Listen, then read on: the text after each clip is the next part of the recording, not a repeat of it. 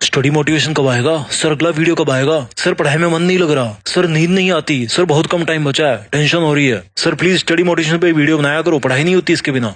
इस वीडियो का 100% क्रेडिट जाता है उन प्यारे प्यारे घर के दुलारे बच्चों को जिनका पढ़ाई में मन नहीं लगता। आज मैं आपको बहुत प्यार से धमकाऊंगा।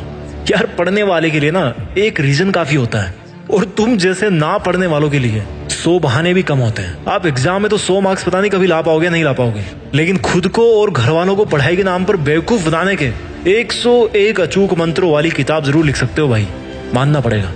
वीडियो शुरू करने से पहले मैं आपको कुछ महान लोगों के विचार बताना चाहता हूँ, सुन लो थोड़ा सा। शिक्षा की जड़ बहुत कड़वी होती है, लेकिन उसका जो फल है ना वो बहुत मीठा होता है। अरस्तु ने कुछ सोच समझ के बोला होगा ना ये, और इस बात में कुछ है तभी तो ये आज तक सबको पता है कि ये अरस्तु ने बोला है। हमारे भूतपूर्व राष्ट्रपति अब्दुल कलाम साहब, उन्होंने कहा है कि इंतजार करने वालों को उतना ही मिलता है जितना मेहनत करने वाले छोड़ जाते हैं। भाई, ये कुछ सोच समझ के बोला होगा ना इन्होंने ऐसा तो नहीं बोला कि आप सोते रहो सपने पूरे हो जाएंगे। और इन्हीं का एक और कोट है कि अगर आप फेल होते हो ना तो फेल का मतलब होता है फर्स्ट अटेम्प्ट इन लर्निंग, यानी कि सीखने का पहला प्रयास। लेकिन अगर आप पहली बार में जीत जाते हो तो उसके बाद भी आपको बैठना नहीं चाहिए, क्योंकि अगर आप एक बार में जीत गए और जीत करके आप अगर बैठ गए तो ऐसे लोगों की कोई कमी नहीं है जो ये बोलेंगे कि आपकी जो पहली सफलता थी ना वो आपको मेहनत से नहीं मिली, बल्कि आपका लक अच्छा था।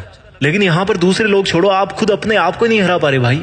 हेनरी फोर्ड ने कहा है कि ऐसा कोई भी इंसान नहीं है जो अपनी औकात से ज्यादा नहीं कर सकता। और आप कभी औकात से बाहर निकलना छोड़ो, कुछ सपना देखने के बारे में भी नहीं सोचते। देखते हो, अच्छी बातें देखते रहो, क्योंकि करना तो भैया है नहीं, पढ़ना तो है नहीं। इनके कोर्स में आपको एकदम सिंपल देसी भाषा में बता रहा हूँ। अब्राहम लिंकन जो थे ना, जो एक बहुत ही गरीब परिवार से थे, उनका कहना था कि अगर आप एक सिंपल इंसान हैं तो आपको अपने आप पर प्राउड फील करना चाहिए, क्योंकि साधारण दिखने वाले लोग ही दुनिया के सबसे अच्छे लोग होते हैं और इसीलिए ऊपर वाला उनको बनाता है। लेकिन आप जैसे साधारण पढ़ते टाइम नींद आने के बहाने मारकर फिर कई घंटे मोबाइल चलाने वाले महानुभावों से मैं पूछता हूँ कि आपने तो कितनी बार ब्लेम कर दिया किस्मत को कि भैया मेरी तो किस्मत ही खराब है, मेरे तो नंबर ही नहीं आते, मुझे तो समझ में नहीं आता।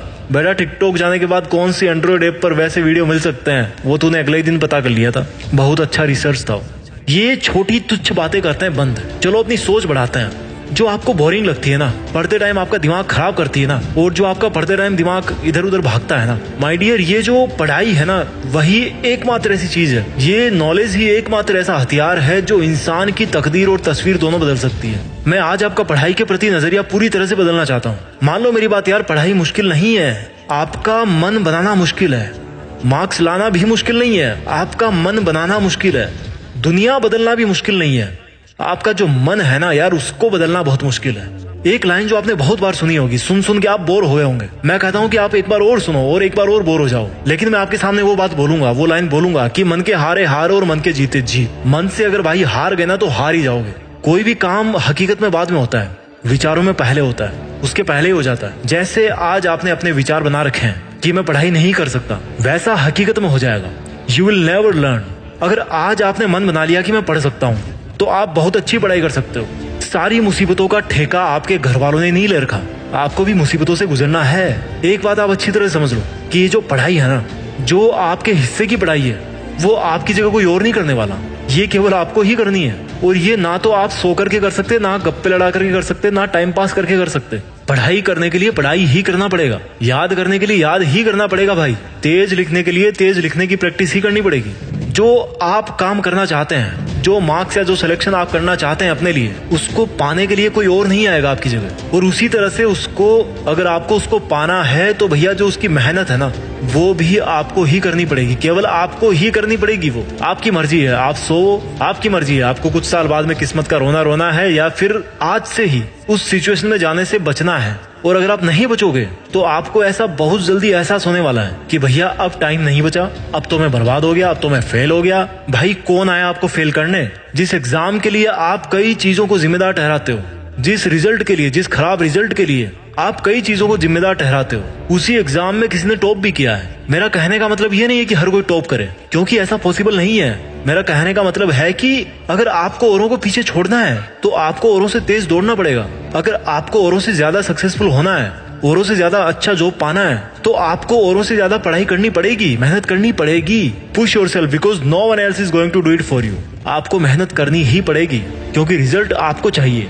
आपको नींद को लात मारनी ही पड़ेगी, आपको मोबाइल की गुलामी बंद करनी ही पड़ेगी, आपको पार्टीज को सेक्रीफाइस करना ही पड़ेगा। जब सब लोग वीकेंड पे इधर उधर घूम के टाइम बर्बाद करेंगे ना, उसी टाइम पर आपको उसी टेबल चेयर पे उसी रूम में बैठ करके अपना तप करना पड़ेगा। और एक विद्यार्थी के लिए शिक्षा को ग्रहण करने से बड़ा कोई धर्म हो ही नहीं सकता। पहले के जमाने में छोटे छोटे राजकुमारों को गुरु के पास छोड़ दिया जाता था, वो हर तरह के डिस्ट्रैक्शन से दूर रहते थे और इसी वजह से वो बेहतर शिक्षा ले पाते थे।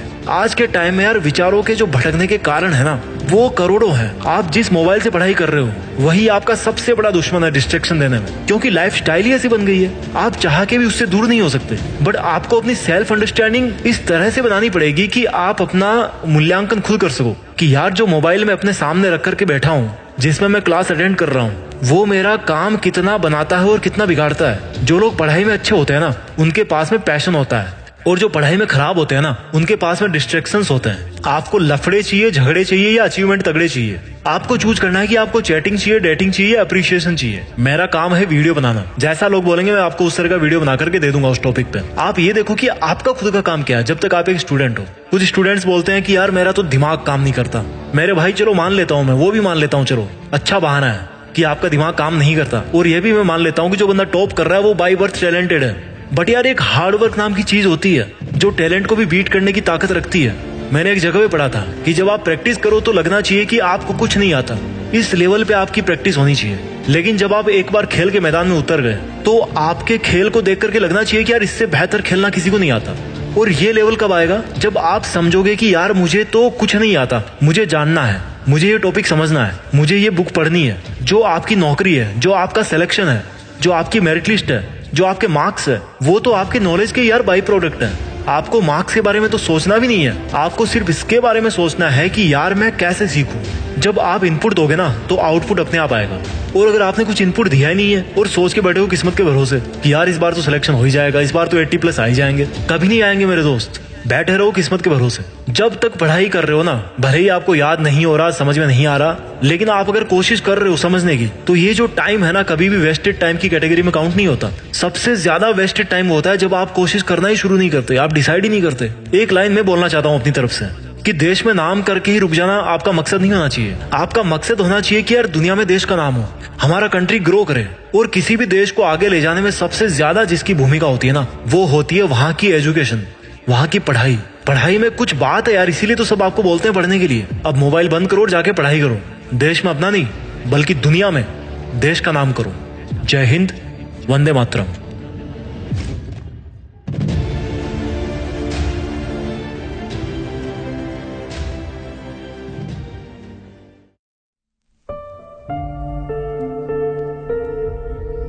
जीत फिक्स।